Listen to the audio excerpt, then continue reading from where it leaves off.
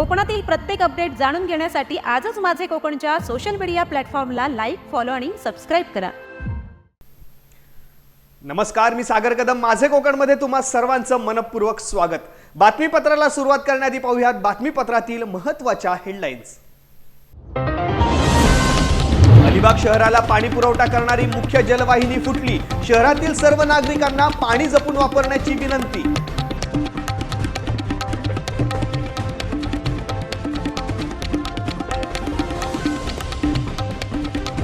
अलिबागच्या शेतकऱ्यांचा न्याय हक्कासाठी एल्गार. खारेपाट विभागातील शेतकरी भूमिपुत्र आक्रमक. विविध मागण्यांसाठी शेतकऱ्यांचा व्यापक लढा.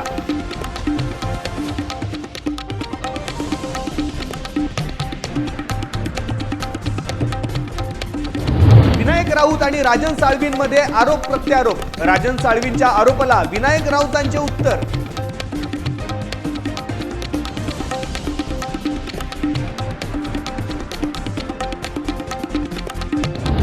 आणि भारतीय स्त्री शक्ती लोटेतर्फे महिलांना रांगोळी मॅट तयार करण्याचे दिले प्रशिक्षण. लोटे परशुराम येथील बहुसंख्य महिला उपस्थित.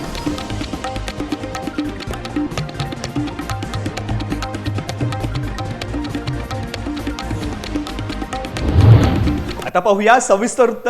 अलिबाग शहराला पाणी पुरवठा करणारी मुख्य जलवाहिनी खडताळ पूल येथे फुटली आहे. ही बातमी कळताच माजी नगराध्यक्ष श्री प्रशांत मधुसूदन नाईक यांनी घटनास्थळी जाऊन पाहणी केली. तसेच नगर परिषदेच्या संबंधित अधिकाऱ्यांना ही जलवाहिनी लवकर दुरुस्त करून पाणी पुरवठा सुरळीत करण्याच्या सूचना केल्या आहेत. सोबत माजी नगरसेवक अनिल चोपडा हे देखील होते. शहरातील सर्व नागरिकांना पाणी जपून वापरावे ही नम्र विनंती माजी नगराध्यक्ष प्रशांत नाईक यांनी केली आहे.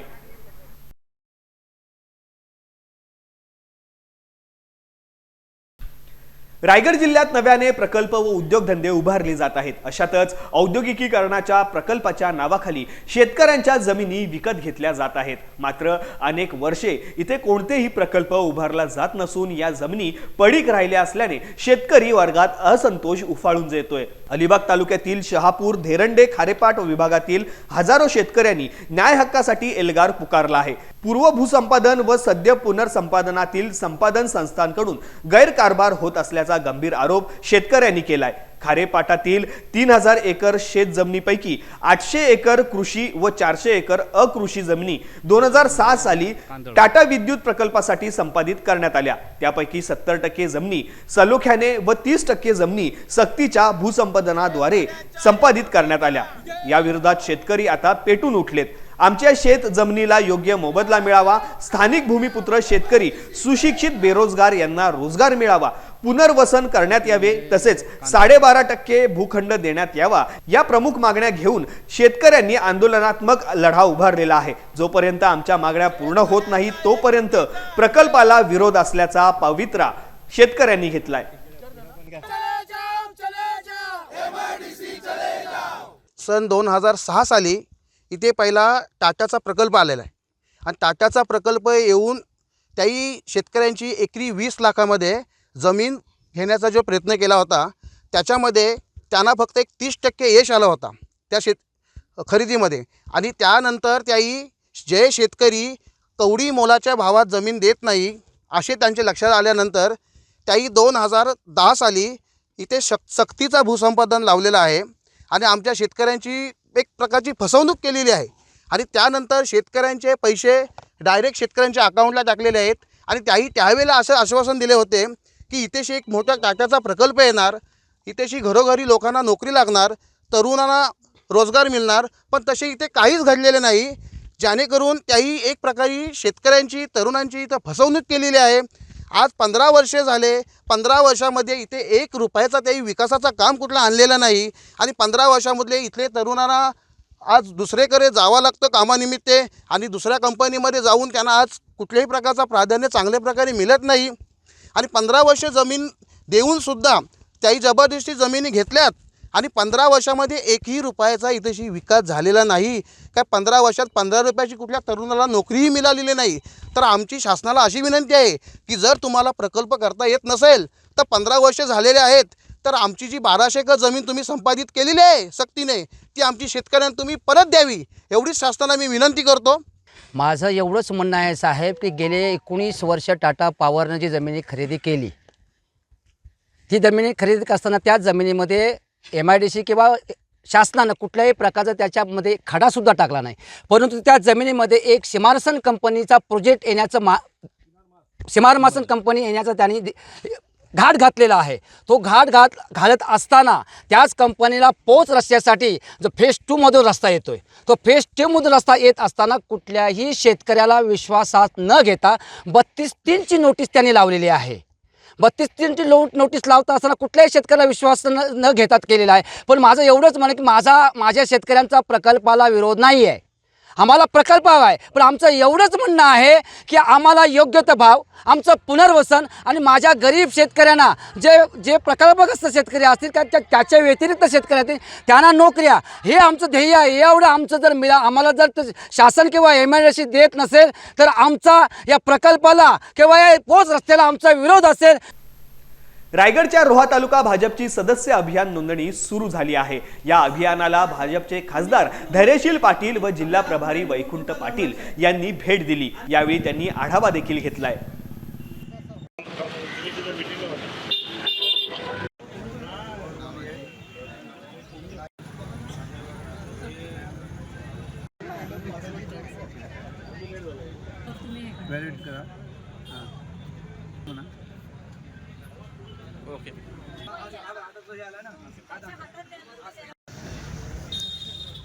भारतीय जनता पक्षाचं संघटन पर्व हे सदस्यता नोंदणी अभियान या ठिकाणी चालू झालेलं आहे. सन्माननीय पंतप्रधान नरेंद्रजी मोदी साहेब यांच्या कुशल नेतृत्वाखाली सन्माननीय मुख्यमंत्री देवेंद्र फडणवीस साहेब व बावनकुळे साहेब यांच्या मार्गदर्शनाखाली हे अभियान चालू झालेलं आहे. या अभियानाच्या माध्यमातून देशातील प्रत्येक तरुणांना देशाच्या विकासामध्ये जोडण्याचं काम हे सदस्यता अभियान करणार आहे. सबका साथ सबका विकास और सबका प्रयास या माध्यमातून या अभियानाची सुरुवात झालेली आहे. निश्चितपणे रोहा तालुक्यातून आपल्याला मोठ्या संख्येने या ठिकाणी नोंदणी करायची आहे आणि या नोंदणीच्या माध्यमातून देशातील तळागाळातील जनतेला मुख्य प्रवाहामध्ये आणून देशाच्या निर्णय प्रक्रियेमध्ये सहभागी करण्याचं उद्दिष्ट भारतीय जनता पक्षाचं आहे. आणि हे अभियान पूर्णपणे देशभरामध्ये गेल्या 2-3 महिन्यामध्ये पूर्ण झालेलं आहे. महाराष्ट्राच्या निवडणुका विधानसभेच्या असल्या कारणामुळे हे अभियान 15 जानेवारीपर्यंत चालू राहणार आहे. निवडणुकीच्या पराभवानंतर आरोप प्रत्यारोप करणं ही आता फॅशन झाली आहे, अशा शब्दात माजी खासदार विनायक राऊत यांनी राजन साळवी यांच्या आरोपाला उत्तर दिलं आहे. या आरोपाची फार दखल घेण्याची गरज नाही असे देखील विनायक राऊत म्हणाले आहेत. अशा ह्या निवडणुकीच्या अपयशानंतर आरोप प्रत्यारोप करण्याची एक आता फॅशन झालेली आहे, त्यामुळे फार त्याची दखल घेण्याची गरज नाही. आम्हाला आमचा पक्ष वाढवायचा आहे. येणाऱ्या महापालिका आणि जिल्हा परिषदेच्या निवडणुकीमध्ये पुन्हा एकदा मशाल पेटवायची आहे. वक्फ बोर्डाने जिल्ह्यात 50 ते 60% जमिनीवरती दावा केला. मागच्या सरकारने त्यांना अधिकार दिले असा आरोप नितेश राणे यांनी केला होता. या आरोपाला विनायक राऊत यांनी आता उत्तर दिलं आहे. पाहूया. नितेश राणे यांना मंत्री झाल्यानंतर अद्यापही पूर्वीच्या उद्धवजी ठाकरे सरकारच्या बाबत असलेली जी काही घाणेरडी दृष्टी आहे ती त्यांची अद्यापही निघून गेलेली नाही असं दिसून येत आहे. त्यामुळे आत्ता पूर्वीच्या जर सरकारने पाप केलं असेल तर पापक्षालन करण्याचं काम तुम्ही करा ना, तुम्हाला कोणी रोखले आता. खेड तालुक्यातील आदर्श क्रीडा मंडळ फुरुस यांच्या वतीने रौप्य महोत्सवी वर्ष निमित्त संपूर्ण कोकणातील क्रिकेटपटूंसाठी भव्य लेदर बॉल क्रिकेट स्पर्धेचे आयोजन करण्यात आले होते. आता ही स्पर्धा अंतिम टप्प्यामध्ये आली आहे. 4 जानेवारी रोजी या स्पर्धेची सेमीफायनल राऊंड खेळवण्यात आली, ज्यामध्ये चिपळूण क्रिकेट अकॅडमी व खेड क्रिकेट अकॅडमी यांनी बाजी मारून अंतिम सामन्यामध्ये प्रवेश मिळवला आहे. या रोमांचक स्पर्धेचा अंतिम सामना हा 8 जानेवारी रोजी खेळवला जाणार असून या सामन्यात कोण बाजी मारणार व भव्य भव्य स्पर्धेचा कोण मानकरी ठरणार याकडे संपूर्ण कोकणातील क्रिकेट प्रेमी व खेळाडूंचे स्पर्धेकडे लक्ष लागून राहिले आहे। या स्पर्धेतील प्रथम पारितोषिक 1,11,111 रुपये आणि आकर्षक चषक तर द्वितीय पारितोषिक 77,777 रुपये व आकर्षक चषक दिले जाणार आहे। गेंद के लिए कट किया तेजी के साथ गेंद, कोई इंजरी ना हो और खिलाड़ी महफूज रहे। काफी अच्छी गेंद, बल्ले का बेहतरीन किनारा और यहाँ पर अपील बढ़ती हुई हवा में गेंद है। यहाँ पर फील्डर क्या गेंद को कैच ले पाएंगे? क्या खेल है, क्या पलटा है खेल, क्या गेम हुआ है। यही कहते हुए यहाँ पर हम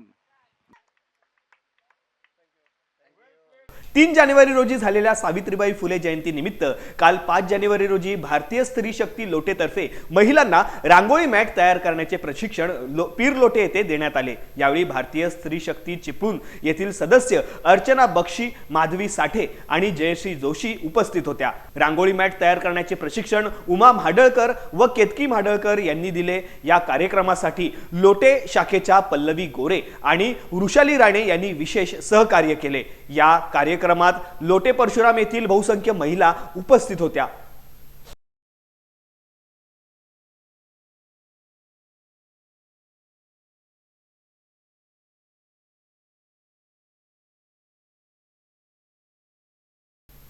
या बातमीसह आता बातमीपत्रामध्ये वेळ झाली इथेच थांबण्याची। कोकणात घडणाऱ्या घडामोडींची इत्थंभूत माहिती मिळवण्यासाठी आणि अपडेट जाणून घेण्यासाठी तुम्ही पाहत राहा फक्त माझे कोकण।